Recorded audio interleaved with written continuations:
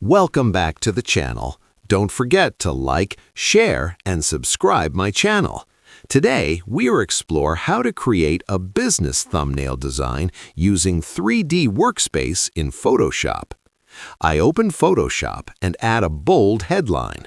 I pause because thumbnails decide clicks. I convert the text into 3D. The 3D Workspace appears. I increase depth slightly. I rotate text for energy. Business thumbnails need instant impact. I adjust lighting for contrast. I zoom out and test readability. The thumbnail now looks strong and clickable. 3D Workspace boosts visibility naturally. I stop editing at peak clarity.